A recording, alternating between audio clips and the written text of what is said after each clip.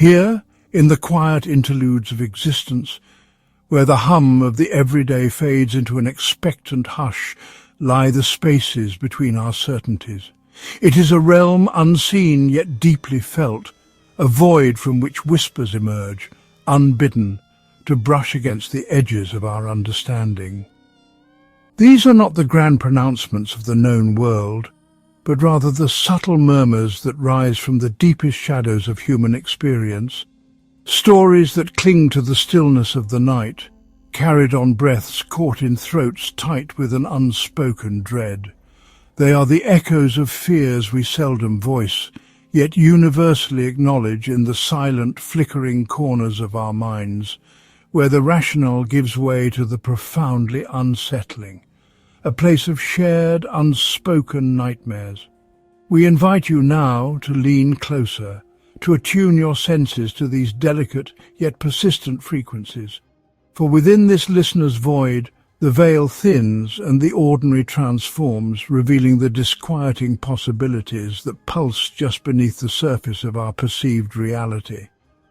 These are tales born of solitude, of the unexpected creak in an empty house, the fleeting shadow in the periphery of vision, the sudden chill in a familiar room. Each narrative a fragile thread, spun from the loom of the unknown, inviting us to contemplate what truly lurks beyond the comfortable glow of our lighted spaces, what secrets the darkness holds, patient and ever watchful, waiting for us to simply listen, and perhaps to understand a little more of the vast, unexplored territories of our own apprehension. Consider the nature of fear itself, an ancient companion, a primal instinct. It is a whisper that has guided survival, a silent alarm in the face of the predator, the unknown, the abyss. But what of the fears that have no discernible source, no tangible threat, yet manifest with an unnerving intimacy? These are the spectres that haunt the quiet hours, the anxieties that bloom in isolation, when the mind is left to wander through its own unlit corridors. It is here, in this vulnerable state, that the stories find their purchase, taking root in the fertile ground of our innermost trepidations, growing into narratives that resonate with a chilling, undeniable familiarity, as if from a forgotten memory. Tonight, we journey into that very void, exploring the narratives it offers up. Each story a carefully preserved specimen of human dread, a testament to the enduring power of the unseen and the unexplained. These are not merely fictions, but reflections, distorted perhaps, yet holding a core of something achingly real. The vulnerability of our senses, the fragility of our composure when confronted by that which defies easy explanation. Listen closely, for the void is always speaking, its voice a soft static, a low drone, promising tales that will linger long after the telling, a subtle disquiet that settles deep within the bones, a shared chill in the collective dark.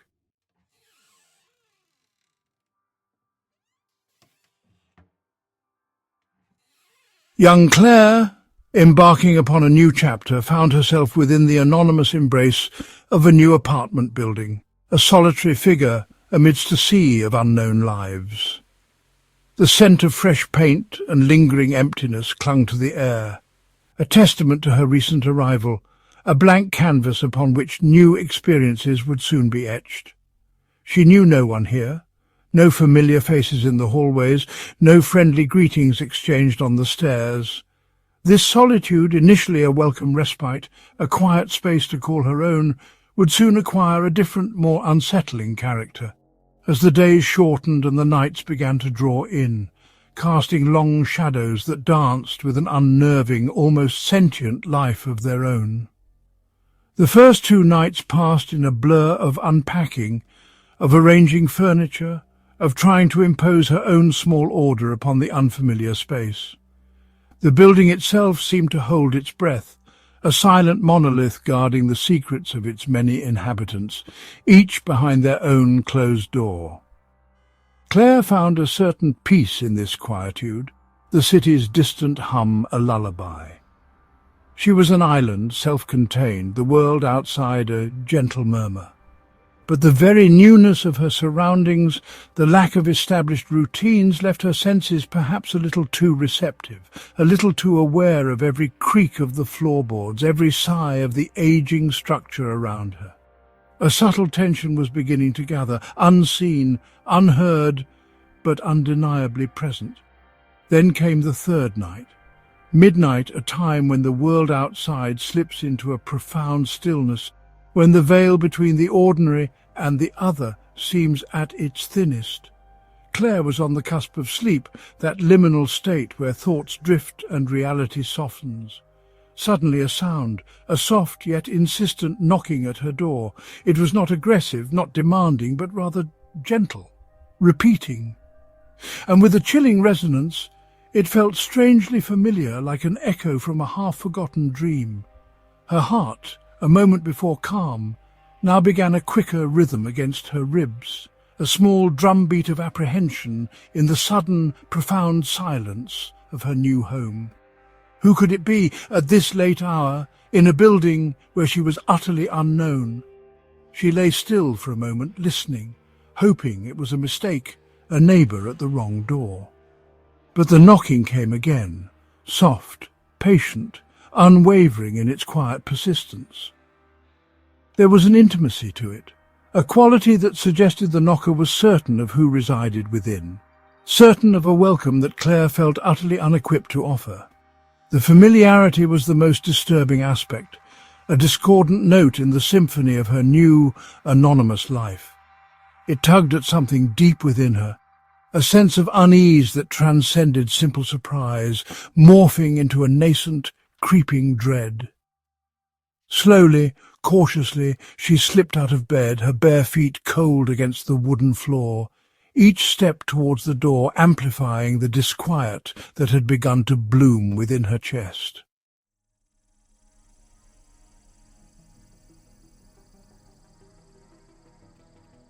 With a trepidation that made her breath catch, Claire approached the door, a barrier between her small sanctuary and the unknown caller in the dimly lit hallway. The peephole, a tiny lens to the world beyond, seemed to beckon her, promising an answer, yet threatening a revelation she might not be prepared for. Her hand, trembling slightly, rose to steady herself against the cool surface of the door. The silence on the other side was now as unnerving as the knocking had been, a heavy, expectant pause that seemed to stretch into an eternity. She strained her ears, listening for any sound, a footstep, a rustle of clothing, but there was nothing. Only the thumping of her own heart, a frantic bird trapped within her. What awaited her gaze on the other side of this small circular window?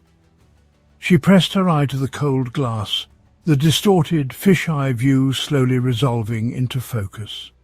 And there, bathed in the weak yellowish glow of the corridor light, stood an old woman.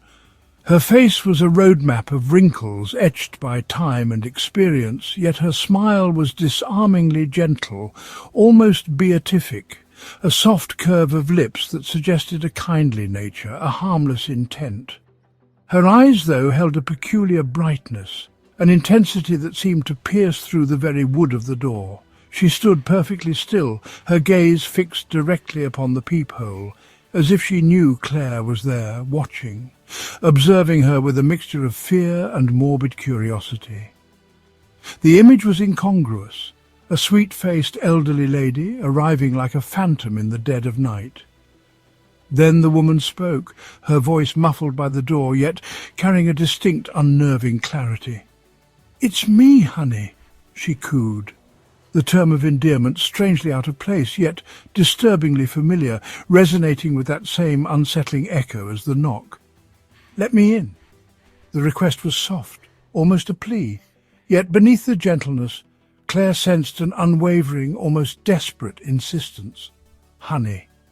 The word hung in the air, a single sweet poisoned drop. Claire's blood ran cold. She didn't know this woman. She had never seen her before. Yet the use of that specific, affectionate term felt like a violation, an intrusion into a personal space that no stranger should be able to breach with such casual intimacy. How could this be? Who was this visitor who seemed to know her, to expect her compliance? Claire remained frozen, her eye pressed to the peephole, her body rigid with a primal fear. She did not move. She did not answer. She barely dared to breathe. The gentle smile on the old woman's face did not waver. Her eyes remained fixed, patient. It was a horrifying tableau. The smiling supplicant outside, the terrified resident within, separated by a mere inch of wood, yet worlds apart in their understanding of the situation. Minutes stretched, thick with unspoken dread. The woman did not knock again. She simply stood there, an image of serene, unwavering expectation. Her presence a silent, terrifying siege upon Claire's fragile sense of security. Eventually, almost imperceptibly, the figure outside simply wasn't there, vanished into the hallway's gloom. But the chill of the encounter lingered, a cold hand gripping Claire's heart.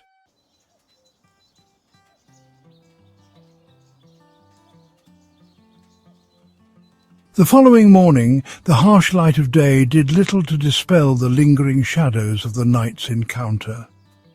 Claire, sleep-deprived and on edge, replayed the scene at the door over and over, the old woman's gentle smile, the soft, insidious whisper of honey. She tried to rationalize, to find a logical explanation, perhaps a confused elderly resident mistaking her apartment for another's.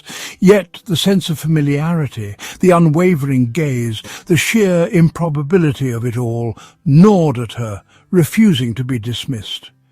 She knew with a certainty that chilled her to the bone that this was no ordinary mistake. Driven by a desperate need for answers, for some form of validation, or perhaps refutation of her growing terror, she sought out the building's landlord later that day. She needed to know who lived in the building, specifically who might reside above her. The landlord, a man of mundane routines and practical concerns, listened to her inquiry with a detached air, his expression one of mild professional attentiveness. When Claire asked if an old woman lived in the unit directly above hers, he blinked, a flicker of surprise, perhaps confusion crossing his features. "Above you? Apartment 4B, he clarified, consulting a mental roster of his tenants. Then he shook his head, a slow, deliberate gesture. "No," he stated, his voice matter-of-fact. "There hasn't been anyone in that particular unit for over 10 years now. It's been vacant." The words struck Claire with the force of a physical blow, stealing the air from her lungs. Vacant. For a decade, the gentle old woman, a phantom from an empty space. The landlord, noticing Claire's profound distress, elaborated, perhaps attempting to offer some context, though his words only served to deepen the encroaching horror. An old lady did live there, a long time ago, he mused, dredging up a distant memory. Mrs. Holder, that was her name, died in her sleep, peacefully, right there in the apartment. He paused, then added, almost as an afterthought, a detail that would resonate with an icy, terrifying precision. "She used to babysit the little girl, the one who had your apartment before you, years and years back, of course." He smiled faintly, "always called the little girl Honey." "A sweet old thing, Mrs. Holder." Honey. The word, once a source of unsettling familiarity, now became a brand of pure terror. Claire felt a cold dread seep into her very marrow. She hadn't told anyone where she had moved. Her new address was a secret, shared with no living soul who could have relayed it to this spectral visitor, this Mrs. Holder. No one.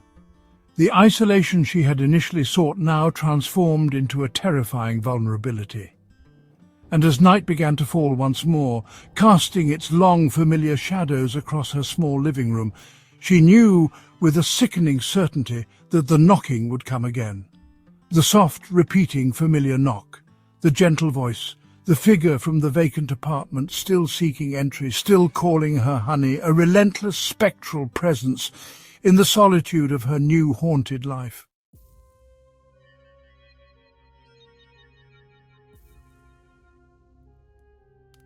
When Liam inherited his grandfather's farmhouse, it was a gift laden with the weight of history. A sprawling, isolated structure nestled deep within the folds of the countryside. The air within its walls hung heavy, thick with the scent of dust, of aged wood, and a pervasive, bone-deep chill that even the summer sun seemed unable to fully dispel. It was a place of echoes, of memories not his own, a silent testament to generations past. And everywhere, adorning the panelled walls, were the antique paintings, portraits of stern-faced ancestors, muted landscapes, still lifes holding a sombre stillness. Initially, they were merely part of the house's antiquated charm, relics of a bygone era, their painted eyes gazing out with a detached, indifferent air upon their new, temporary custodian. In the early days of settling in, surrounded by the daunting task of sorting through a lifetime's accumulation of possessions, Liam paid the artworks little specific heed. They were fixtures, as much a part of the farmhouse as the creaking floorboards or the rattling window panes.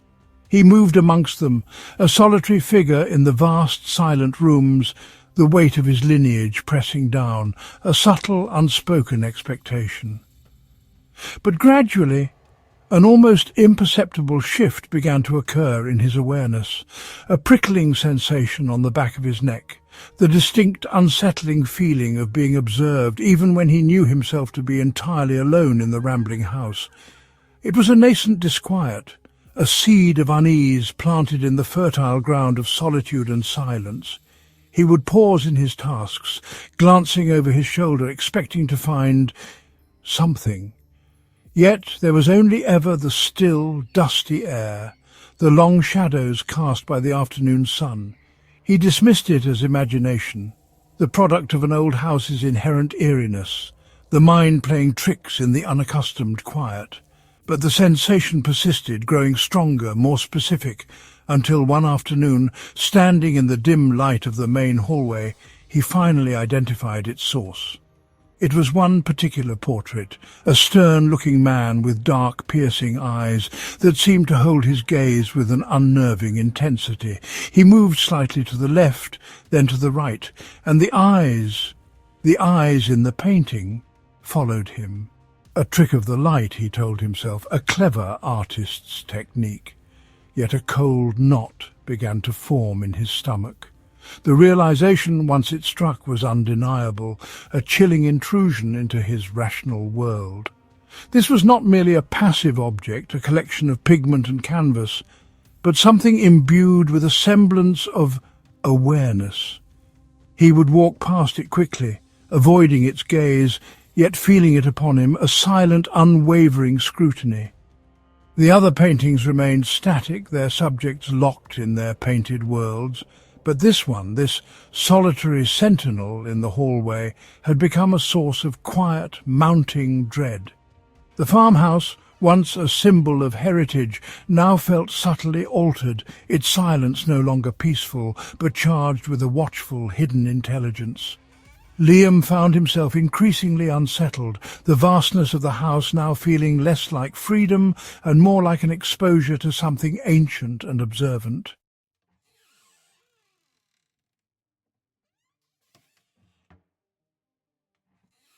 Unable to shake the persistent, unsettling feeling of being watched by the portrait in the hallway, Liam resolved to take action, to reclaim some sense of control over his environment.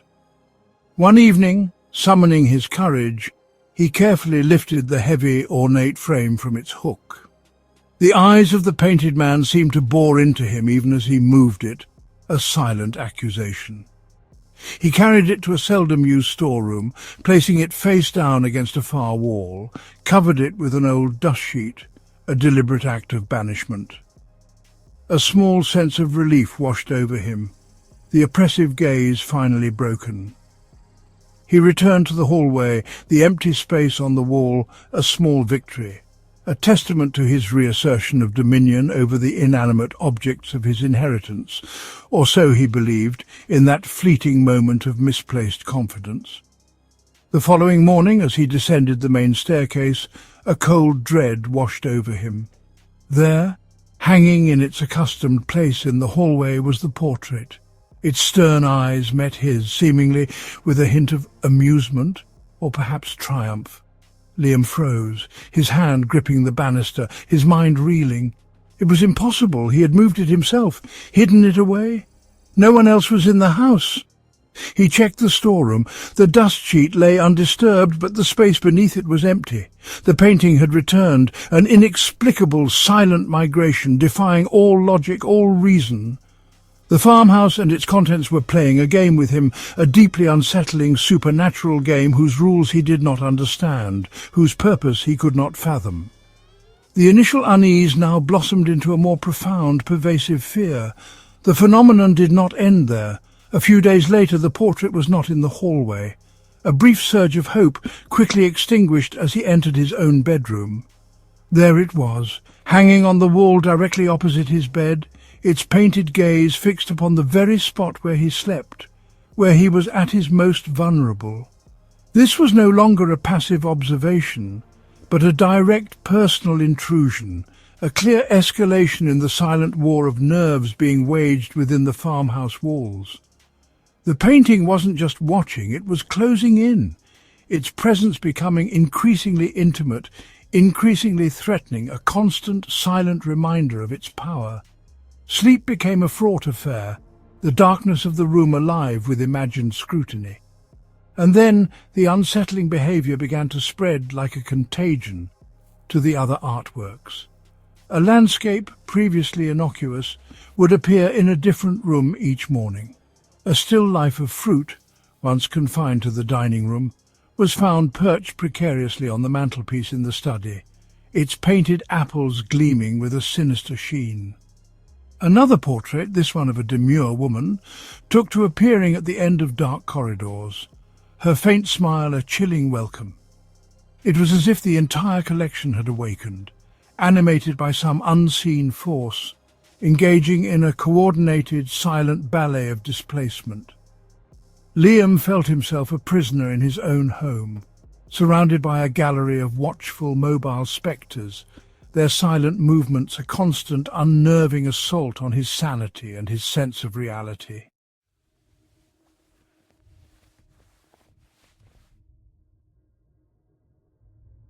Then, one morning, Liam awoke to a new and perhaps even more disturbing reality. The paintings were gone. All of them. The walls of the farmhouse, once so densely populated with the faces and scenes of bygone eras, were now starkly, unnervingly bare. Empty hooks, faded rectangles on the wallpaper where frames had hung for decades. These were the only remaining evidence of their former presence. The silence in the house was different now, no longer the silence of watchful eyes, but the hollow, echoing silence of profound, inexplicable absence. A part of him felt a flicker of relief, the oppressive scrutiny finally lifted. But a larger, colder part recognized this not as an end, but as a new, terrifying phase in the unfolding nightmare that his inheritance had become. He found himself waking abruptly that night, or perhaps in the very early hours of the morning, drenched in a cold sweat, the bed covers clutched tightly to his chest, pulled high almost to his chin. A primal fear, raw and visceral, gripped him, a sense of imminent, unseen danger that had no clear source, yet felt overwhelmingly real, overwhelmingly close. The room was pitch dark, the familiar shapes of furniture lost in the oppressive blackness. He lay there, rigid, listening, his ears straining for any sound, any clue to the source of this suffocating terror that had jolted him from his uneasy slumber. The absence of the paintings had not brought peace, but rather a different kind of dread, the fear of an enemy that no longer needed to be seen to be felt. And then he heard it. A sound so soft, so subtle, it might have been imagined had it not been so terrifyingly, undeniably present. A slow, deliberate breath right beside him in the darkness, inches from his ear. It was not his own breathing, his was shallow, rapid, caught in his throat. This was something else, something other, deep and steady, and impossibly near.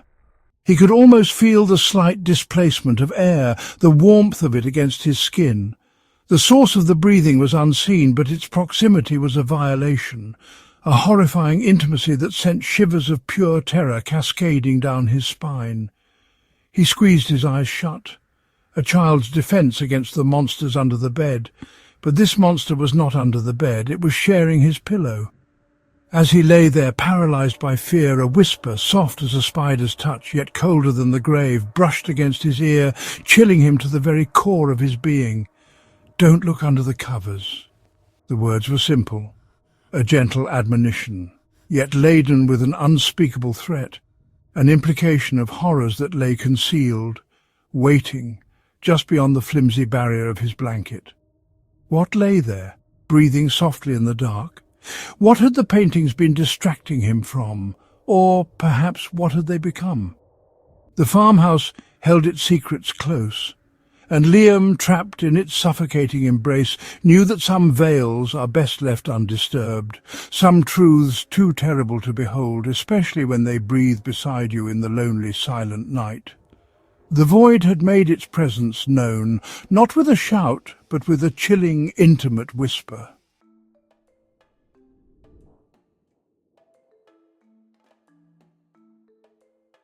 Here, in the artificial glow of a human dwelling, a young male, Marcus, engages in a familiar nocturnal ritual.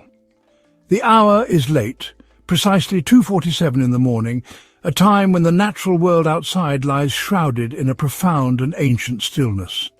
Within these four walls, however, a digital landscape pulses with vibrant, simulated life, the sounds of conflict and conquest delivered directly into his auditory senses through carefully positioned headphones.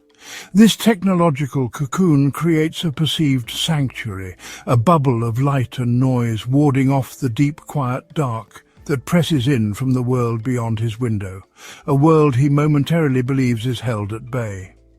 It is into this carefully constructed isolation that the first anomaly intrudes.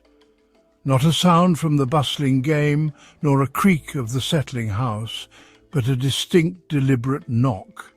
It does not emanate from the expected portal of the door, nor even the window pane itself, but from a point alarmingly close, startlingly intimate, right beside him, it seems, within the very fabric of his perceived safe space. The headphones, designed to immerse, momentarily falter in their duty, as this unexpected percussion, soft yet insistent, slices through the layers of manufactured sound, a subtle yet deeply unsettling signal from an uninvited presence.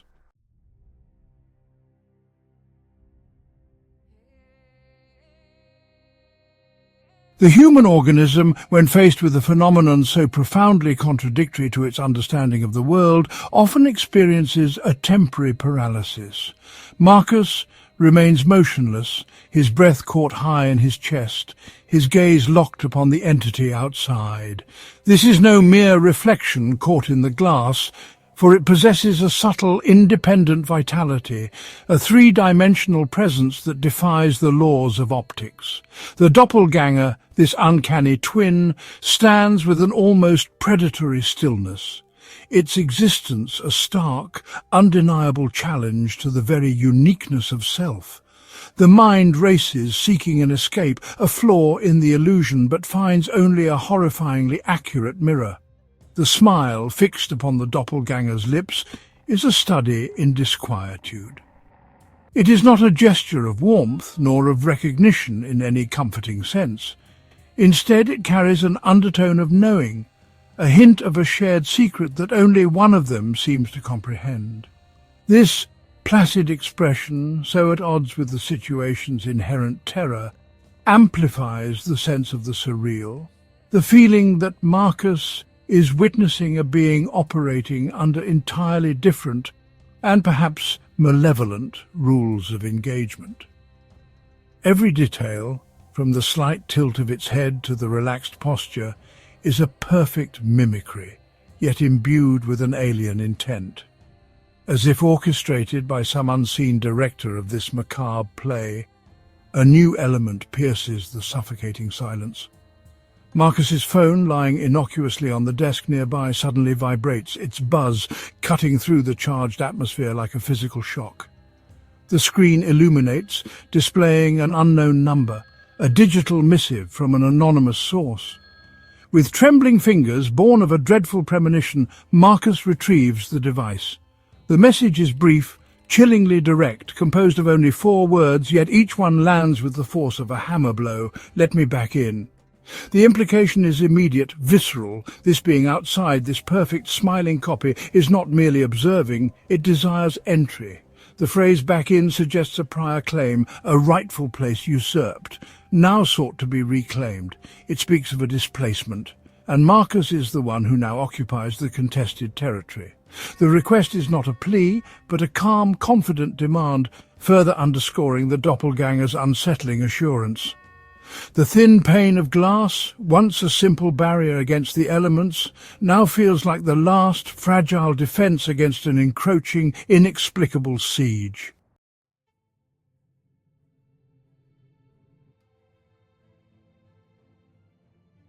Instinct, ancient and powerful, takes hold. The carefully constructed logic of the modern mind dissolves, replaced by the primal urge to secure the den, to reinforce the boundaries against the encroaching unknown.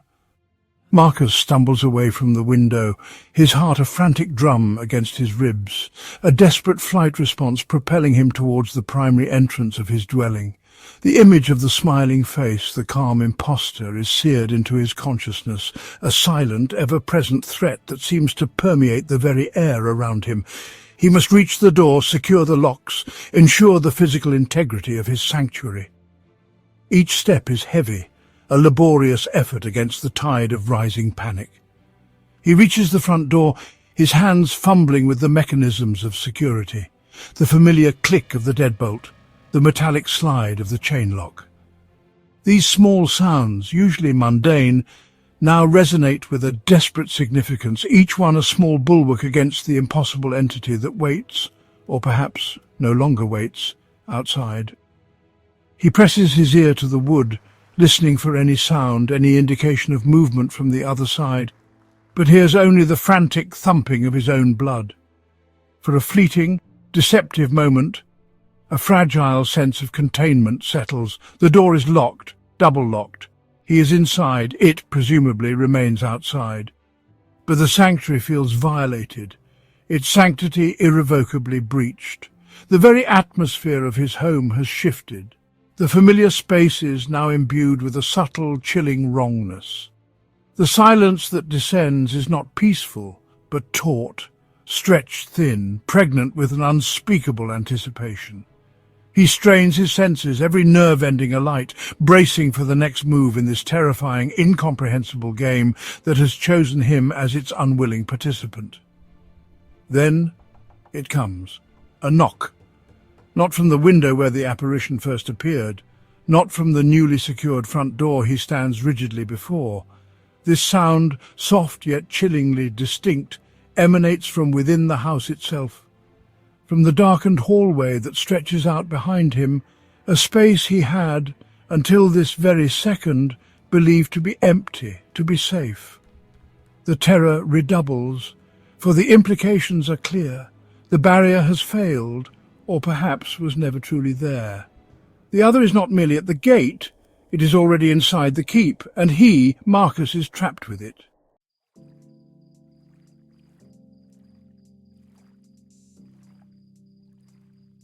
Here, in the quiet solitude of a late evening, young Tasha prepares for rest, enveloped by the familiar comforts of her personal space.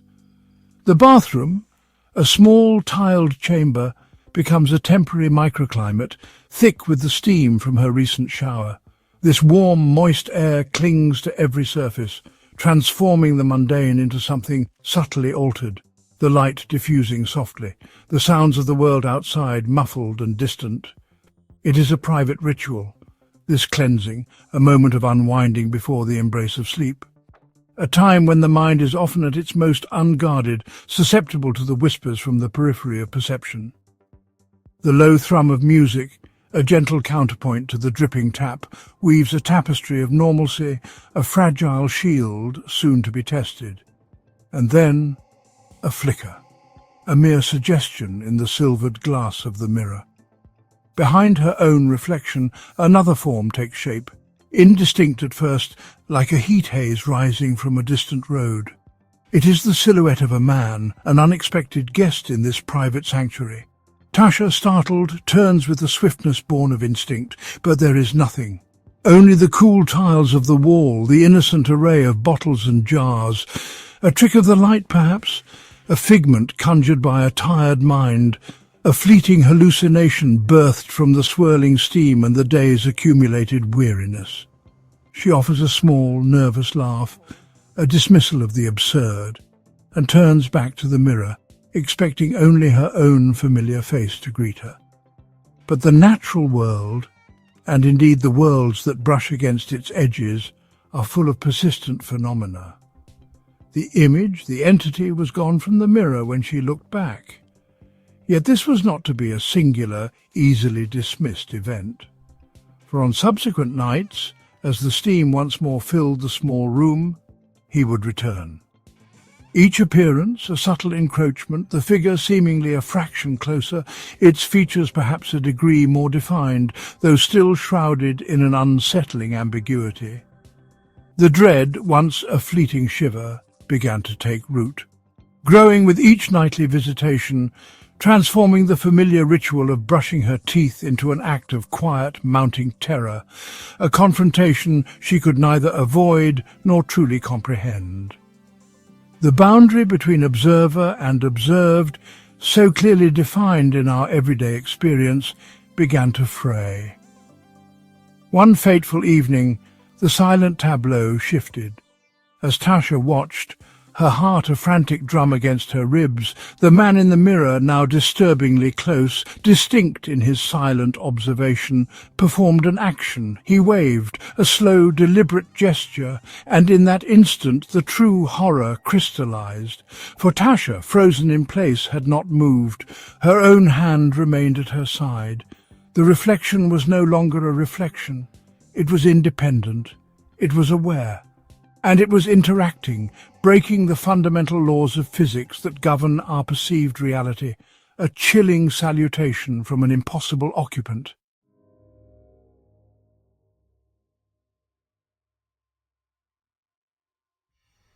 The wave, a simple, almost innocuous gesture, became the catalyst for a terrifying revelation. It was a signal, a confirmation that the entity in the mirror was not a passive phantasm, but a sentient presence capable of independent action.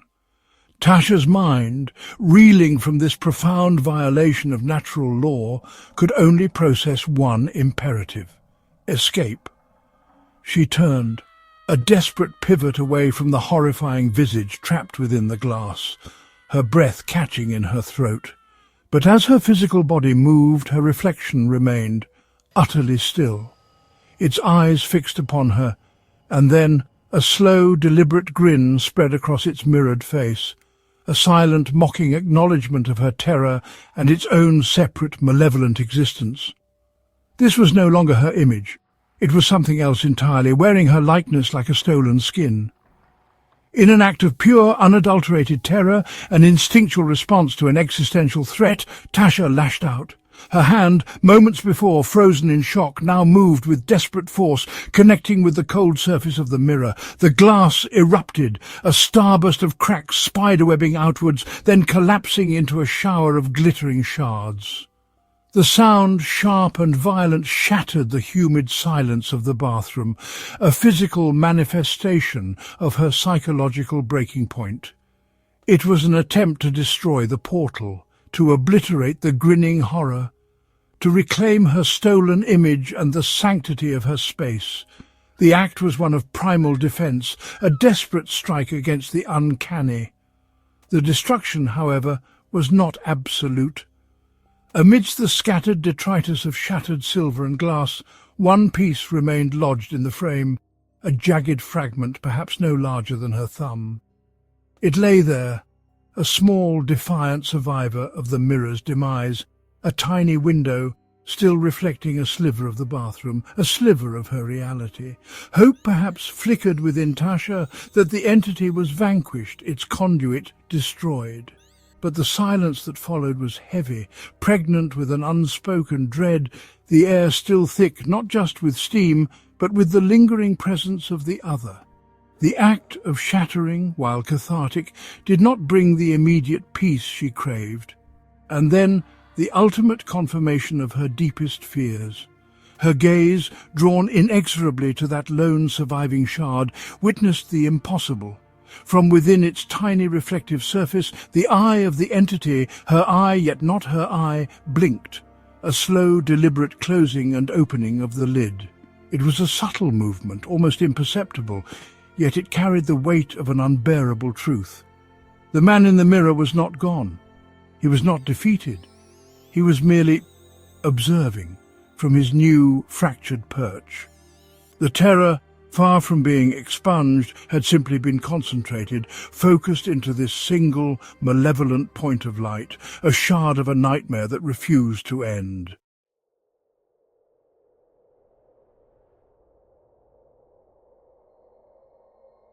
The aftermath of such an encounter leaves indelible scars, not upon the flesh, but etched deep within the psyche.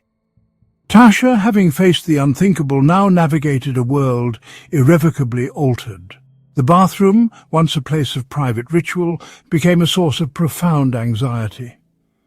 Every reflective surface, no matter how small or innocuous, a polished tap, a window pane at dusk, even the dark screen of her phone, held the potential for a fresh horror. The shattered mirror served as a constant, grim reminder, but the true focus of her terror, the locus of the lingering dread, was that single defiant shard. It was a tiny, unassuming object, yet it pulsed with a malevolent energy, a silent sentinel from another realm. The nature of this mirrored entity remains a profound mystery. Was it a spirit, tethered to the reflective surface, seeking a connection, however disturbing, with the world of the living? Or perhaps something more ancient, a being that exists within the very fabric of reflections, a hidden dimension accessible only through these silvered portals? Its blink from within the shard confirmed not only its persistence but its sentience, its ability to perceive and perhaps to wait, its motives, its origins, its ultimate intentions. These are questions that claw at the edges of sanity, for they lie beyond the comfortable boundaries of human understanding in the shadowed lands of the deeply unsettling.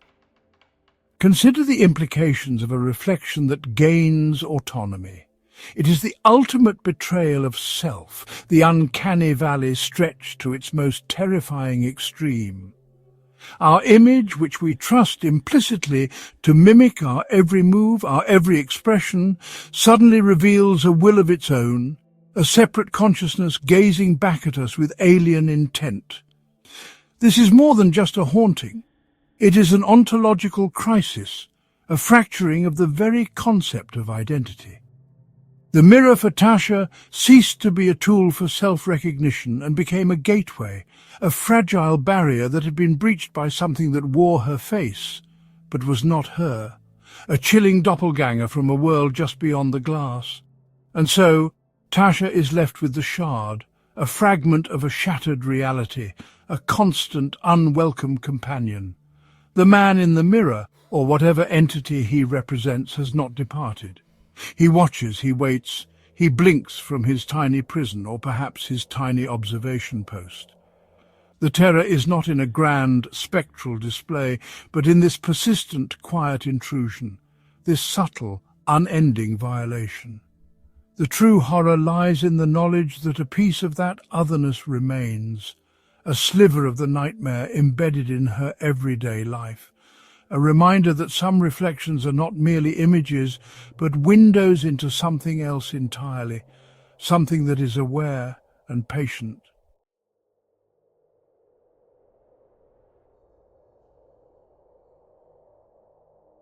The allure of a quiet country home often lies in its promise of tranquility, a retreat from the clamour of urban existence. For Aaron and his girlfriend, this particular dwelling, nestled amidst rural serenity, seemed to offer just that. Yet, like many old structures, it held its secrets, its quirks, its areas where the past seemed to linger with a palpable presence. One such area was the attic. A space often relegated to forgotten things, here it possessed a peculiar and unsettling characteristic. The staircase leading to it, regardless of the season or the temperature within the rest of the house, remained perpetually, inexplicably cold. A localized anomaly, a pocket of chill that hinted at something out of the ordinary. It was the girlfriend who first encountered the attic's silent watcher. In the dim ambiguity of an evening, her gaze drifted upwards towards the landing at the top of those frigid stairs. And there, for a fleeting moment, she saw her. A woman. The sighting was brief, ephemeral, the figure vanishing almost as soon as it was perceived, leaving behind a residue of unease and a host of unanswered questions. Was it a trick of the light, a shadow misconstrued? Or was it the first tentative manifestation of something that resided within the cold confines of the attic space, a silent inhabitant making its presence known in the most unsettlingly transient of ways? In the face of such an experience, the human mind often seeks tangible proof, a way to anchor the inexplicable in the realm of the verifiable. Aaron, perhaps seeking to reassure his girlfriend, or indeed himself, decided to employ the dispassionate eye of technology. A camera was installed, its lens trained on the enigmatic attic staircase, a silent digital sentinel tasked with observing the unseen. This act, a common response to the unknown in our modern age, was an attempt to capture, to document, and perhaps to understand the source of the chill and the fleeting apparition. The hope, as always with such endeavours, was for clarity, for an answer that might dispel the burgeoning fear. The camera, diligent in its nocturnal vigil, recorded through the silent hours. And at precisely 3:12 a.m., a time often associated in folklore with heightened supernatural activity, it captured what the human eye had only glimpsed. There, on the footage, stood the woman. Her form was pale, almost luminous in the low light, clad in a dress that appeared torn and antiquated. But it was her stare that held the most profound disquiet, fixed directly into the camera lens, unwavering, intense. And as Aaron reviewed the footage, a chilling detail emerged, a small but deeply unnatural characteristic. Through the entire duration of her appearance, she never blinked, not once.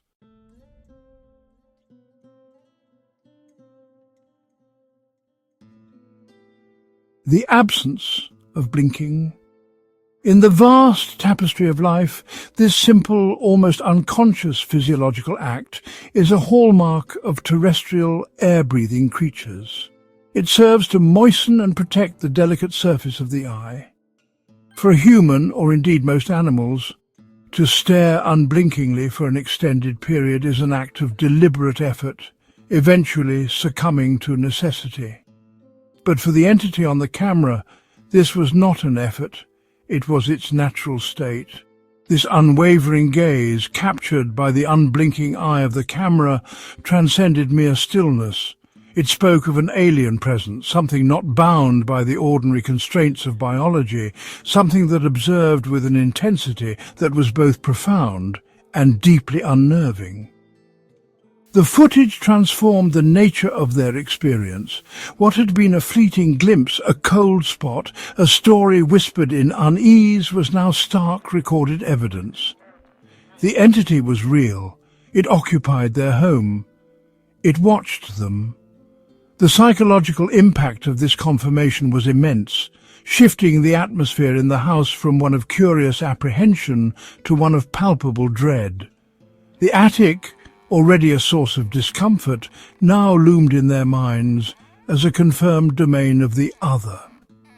The unblinking stare replayed on the screen seemed to penetrate beyond the lens, a silent, chilling communication that needed no words to convey its unsettling power. The following morning brought with it further evidence of the entity's presence and perhaps its awareness of being observed. The attic door, previously closed, now stood ajar, a silent invitation or perhaps a subtle assertion of its freedom to roam. This was a physical alteration to their environment, a clear sign that the being was not confined to mere apparitions, but could interact with the tangible world. The boundary between the spectral and the physical was becoming increasingly blurred, the entity demonstrating an ability to manipulate its surroundings, to make its presence known not just through sight and sensation, but through direct action. More disturbingly, the camera, their tool for understanding, their window into the attic's secrets, was found damaged. Its lens, which had so faithfully recorded the unblinking woman, was now cracked.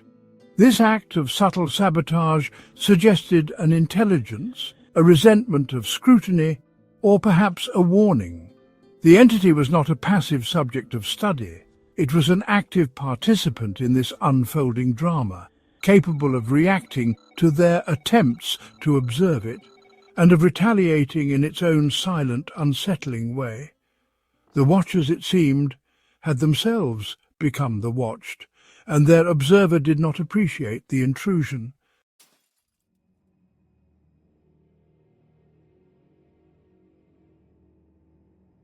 The discovery of the damaged camera was unsettling enough, a clear message that their attempts at surveillance were unwelcome. But the true chilling climax of this silent confrontation lay nearby, a small, unassuming object that carried a weight far greater than its physical form. On the floor, close to the compromised recording device, lay a note. A piece of paper bearing a message not in type nor in any familiar hand, but unmistakably intended for them. This direct communication marked a significant escalation, a shift from passive haunting to active and deeply personal engagement by the attic's resident. The words on the note were few, yet they resonated with a terrifying clarity. "I was only looking at her." This phrase, simple on its surface, carried a host of disturbing implications. It suggested a focus, a specific object of the entity's unwavering gaze. The pronoun her pointed directly to Aaron's girlfriend, the one who had first glimpsed the woman on the stairs. It implied a period of observation, perhaps even a possessiveness, a singular interest that was now being openly, if cryptically, acknowledged. The entity was not just a random presence, it had a target, a focus for its unnerving attention, and it was now admitting to this scrutiny. And then the final chilling sentence, a pronouncement that transformed vague dread into specific, personal menace. "You're next." The address was unambiguous, shifting the entity's declared attention from the girlfriend to Aaron himself. It was a threat, cold and direct, a promise of future interaction, a declaration that his turn for whatever scrutiny or attention the entity dispensed was imminent. The protective bubble of being merely an investigator, an observer of his girlfriend's experience, had burst. He was now explicitly included in the entity's sphere of interest, marked as the subsequent subject of its unblinking, unwelcome gaze. The quiet country home, once a symbol of peace, was now a place of profound and encroaching fear. The entity in the attic was not merely a cold spot or a fleeting image. It was intelligent, communicative, and it seemed territorial or perhaps even predatory in its intentions. The note served as a stark warning, a clear demarcation line crossed. They were no longer just living with a strange phenomenon, they were living under a direct and personalized threat from something that defied easy explanation, something ancient, patient, and utterly without human empathy, whose unblinking eyes were now turning towards a new subject. The question of what next entailed hung heavy in the cold air.